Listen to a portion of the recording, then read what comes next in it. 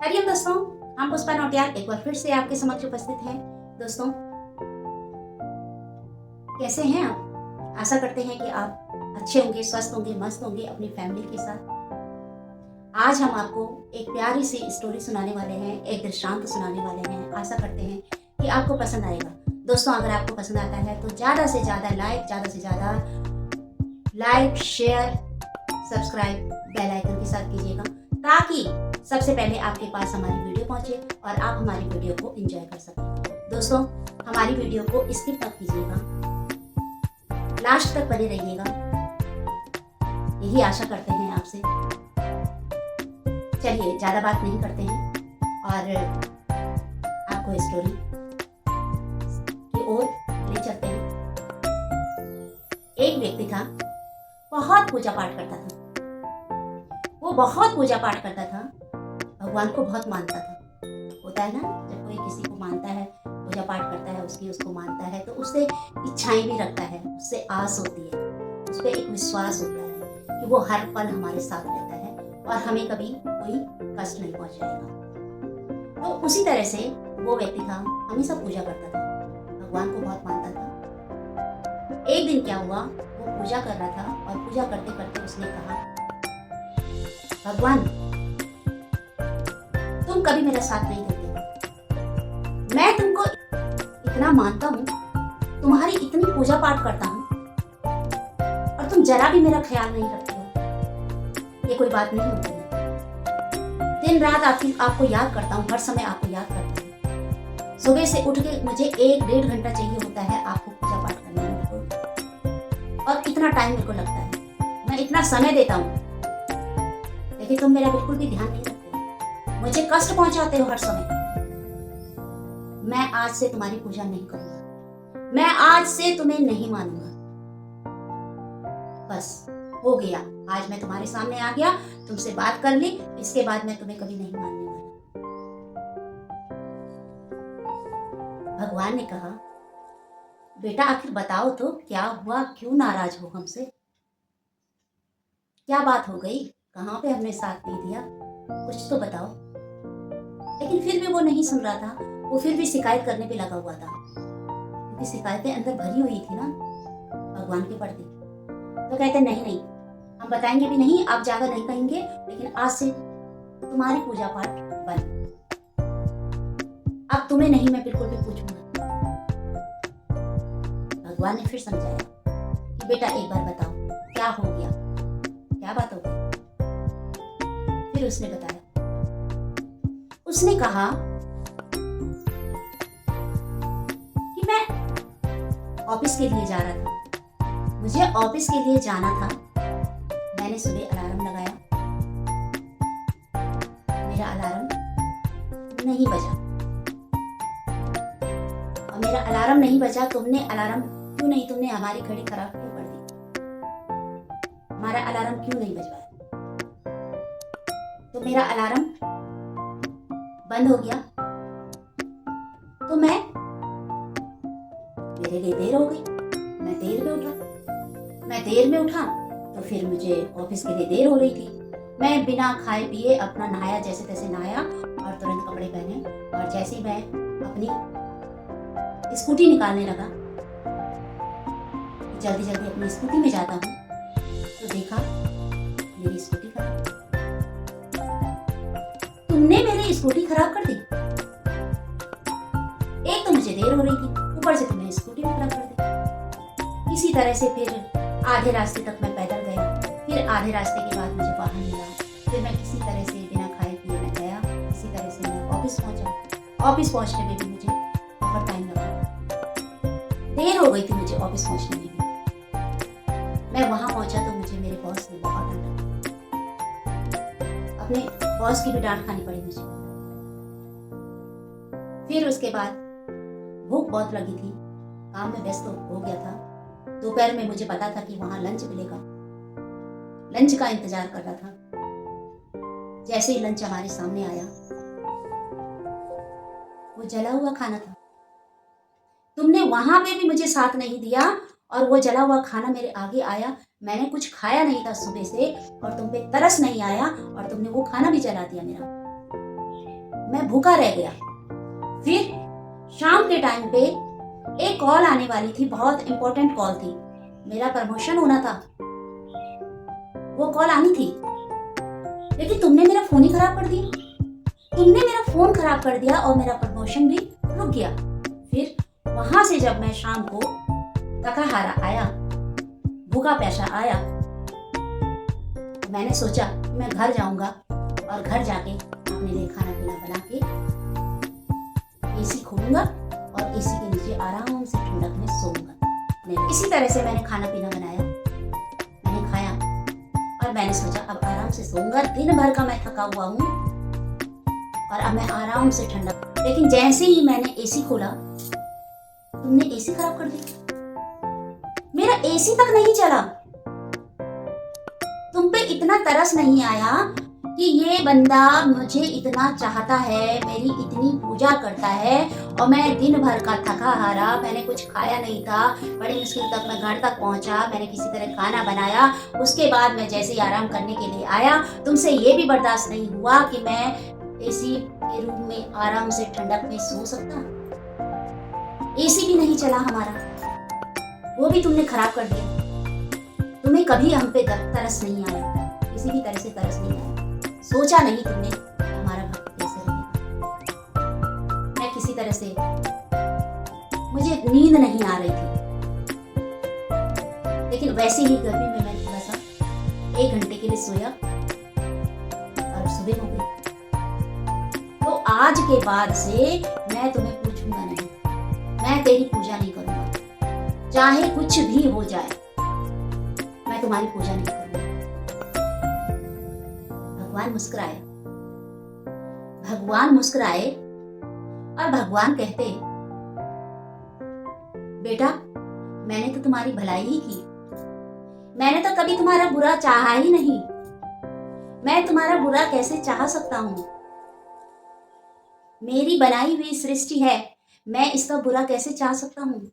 मैं किसी का बुरा नहीं चाहता हूं, मैं अपने बच्चों का बुरा नहीं चाहता हूं, मैं हमेशा उनका साथ देता हूं, लेकिन वो ही मेरी बात नहीं समझ पाते हैं।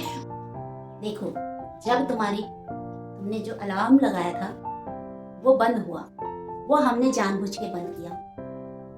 अगर अलार्म बच जाता, तुम रोज की तरह उठते और तुम नहा धो के अपना खाना पीना जो भी खा के नाश्ता वास्ता करके जैसे आप स्कूटी निकालते और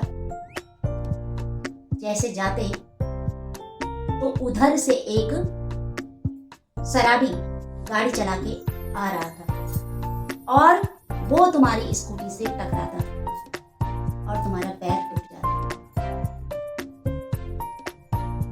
तुम्हारा पैर टूट जाता तो मैंने सोचा कि तुम्हारा अलार्म ही बंद कर देता हूँ ताकि तुम देर से उठ पाओ। फिर हमने सोचा कि तुम्हारी स्कूटी खराब कर दो। क्यों? क्योंकि तुम्हारा पैर टूटने वाला था और उसमें तुम्हारा 1-1.5 महीना लग जाता। तुम्हारी जो पेमेंट मिलती है ना, वो भी तुम्हारी कट हो जाती, तुम्हें नहीं मिलती। तुम परेशान हो जाते, बहुत परेशान हो जाते। तुम्हारे साथ कोई नहीं रहता है, तुम्हारे साथ मैं रहता हूँ, मैं तुम्हारा ध्यान देता हूँ। तो मैंने सोचा कि स्कूटी खराब कर देता हूँ ताकि तुम आराम से जा पाओ। तुम आधे रास्ते, मैंने सोचा कोई बात नहीं, थोड़ा जाएगा, अपना पैदल चला जाएगा, किसी वाहन से चला जाएगा, पहुंच जाएगा वहां, ऑफिस में देर हो भी जाएगी, बॉस की डांट खा भी लेगा, तो कोई बात नहीं, ये सब तो चलता रहता है, ये सब तो चलता रहता है, हो ही जाता है, कभी ना कभी हो ही जाता है, तो कोई बात नहीं, कोई बड़ी बात नहीं थी। इसलिए मैंने स्कूटी भी खराब कर दी। अब जब तुम्हें दोपहर में लंच मिलना था, तो जो माई लंच बना रही थी, जो वहां लंच बनाती थी, उसको बहुत ज्यादा इन्फेक्शन हो गया था, बहुत ज्यादा इन्फेक्शन था उसको, और उसने तुम्हारा खाना बनाया था, और अगर तुम उस खाने को खा लेते ना, तो तुम्हें भी इन्फेक्शन हो जाता, तुम्हारी भी तबीयत खराब हो जाती, और तुम्हारी तबीयत खराब हो जाती तो तुम्हें भी दिक्कत हो जाती बहुत ज्यादा।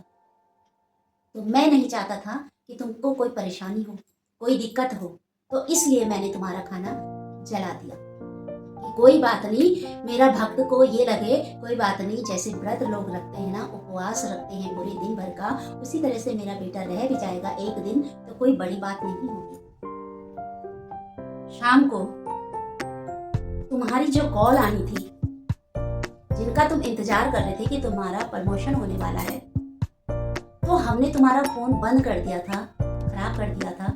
वो इसलिए किया था क्योंकि जो कॉल आने वाली थी वो कॉल ऐसी आनी थी कि उसमें तुमको फंसाया जा रहा था, तुमको फंसाया जाता उसमें, और तुम पे आरोप लगते और तुम्हारी जॉब भी चली जाती, तुम जेल में बंद हो जाते। तो इसलिए मैंने तुम्हारा फोन भी खराब कर दिया। शाम को जब तुम घर आए, तुम आराम से अपना, तुमने खाना बनाया, खाना वाना खाया, तुमने सोचा कि मैं एसी में सोऊंगा, लेकिन मैंने एसी जानबूझ के खराब कर दी। मैंने वो स्विच चलने ही नहीं दिया, जहां से तुमने ऑन किया था वहां से चलने ही नहीं दिया। वो इसलिए नहीं चलने दिया क्योंकि तुम्हारा जो एसी है ना, उसका वायर कहीं पे कटा हुआ है, उसका वायर कहीं पे कट गया है, और अगर तुम एसी चलाते, अगर वो बाय चांस चल भी जाता तो ब्लास्ट हो जाता, और ब्लास्ट हो जाता तो तुम्हारी जान भी चली जाती, और तुम्हारी जान चली जाती तो फिर क्या बचता। तो तुम्हारी जान जानी थी उसमें, इसलिए मैंने तुम्हारा एसी भी खराब कर दिया। कोई बात नहीं, मेरा बेटा एक दिन नहीं भी सोएगा तो चलेगा। अगर उसको थकान भी लगी होगी तो थकान में इंसान सो भी जाता है, चाहे गर्मी हो, सर्दी हो, चाहे कैसी भी कंडीशन हो, नींद अगर उसकी आंखों में है तो वो किसी न किसी तरीके से सो ही जाएगा। तो मैंने सोचा कि तुम सो ही जाओगे, कैसे न कैसे तुम सो ही जाओगे, तो इसलिए मैंने तुम्हारा एसी भी खराब कर दिया। तो मैंने कहां पे बुरा किया तुम्हारा? अब बताओ, मैंने तुम्हारा बुरा कहां पे किया? मैं हमेशा भला सोचता हूँ, मैं सबका भला सोचता हूँ, मैं सबके लिए अच्छा सोचता हूँ, क्योंकि ये सृष्टि मेरी है, क्योंकि जो ये सृष्टि है ना पूरी, ये मेरी बनाई हुई है, ये मेरे बच्चे हैं। मैं कैसे किसी का नुकसान कर सकता हूँ, मैं कैसे किसी का बुरा कर सकता हूँ? लेकिन लोग नहीं समझ पाते हैं मुझे, वो मुझ पे ब्लेम लगा देते हैं, जबकि मैं कुछ नहीं करता। मैंने तो तुम्हारी हर जगह रक्षा की, लेकिन तुम नहीं समझ पाए मुझे। इस कहानी से, इस दृष्टांत से हमें यही शिक्षा मिलती है कि कभी भी भगवान को दोष मत दीजिए। कुछ भी हमारे साथ होता है, ये मानो जन्म मिला है, उतार चढ़ाव जीवन में हर तरह के होंगे, लेकिन भगवान पे कभी भी उंगली मत उठाना, क्योंकि उसकी बनाई हुई सृष्टि है, वो कभी भी किसी का बुरा नहीं करता है। ये अपने ही कर्मों का होता है जो भी हमें फल मिलता है। जैसे हम कर्म करके आते हैं वैसे ही हमें फल मिलता है। भगवान तो हर जगह हर रूप में हमारे साथ खड़ा होता है, हर पल हमारे साथ खड़ा होता है, हमारे अंग संग होता है, उसे कभी भी दोष नहीं देना चाहिए। माँ बाप अपने बच्चों के लिए, चाहे बच्चे कितने भी बिगड़ जाएं, कितने भी एंटी हो जाएं, कितने भी अपोजिट हो जाएं, लेकिन तब भी माँ बाप अपने बच्चों का कभी भी बुरा नहीं चाहते, हमेशा दुआएं देते हैं, हमेशा दुआएं देते हैं और अच्छा ही उसके बारे में सोचते हैं। उसके बाद भले ही बच्चा जो भी करना चाहे, लेकिन माँ बाप कभी बुरा नहीं चाहते हैं। उसी तरह से भगवान कभी भी किसी का बुरा नहीं चाहता है। तो लोग जो अक्सर ऐसे भगवान पे ब्लेम कर देते हैं, ये उंगली ऐसे खड़ी कर देते हैं, भगवान तुमने ऐसे किया, तुम्हें ऐसे नहीं करना चाहिए था, भगवान तुमने ऐसे क्यों किया, आखिर क्यों किया? ये करना बंद कर दो। जो लोग ऐसे करते हैं वो ऐसा करना बंद कर दीजिए, वो कभी बुरा नहीं करते, वो बहुत अच्छा है। हम जाने तो सही उसको, हम माने तो सही उसको, हम भरोसा करके तो देखिए उस पे, भगवान हर समय रक्षा करता है। दोस्तों, कैसी लगी आपको हमारी स्टोरी? कमेंट्स में जरूर बताइएगा, और आपके कमेंट्स और आपके लाइक जो होते हैं ना, हमको मोटिवेट करते हैं। तो आप अपने लाइक और कमेंट्स बिल्कुल भी नहीं रोकिएगा, लाइक और कमेंट्स करते रहिए। साथ में नए हैं तो तुरंत अभी ज्वाइन कर लीजिए बेल आइकन के साथ। स्वस्थ रहिए, मस्त रहिए, व्यस्त रहिए, अच्छे से रहिए। भगवान सबको बनाए रखे, माता रानी सबको बनाए रखे, ईश्वर सबको बनाए रखे। थैंक यू हमारे साथ लास्ट तक बने रहने के लिए बहुत बहुत धन्यवाद, शुक्रिया आपको। Thank you, thanks a lot, thanks for watching.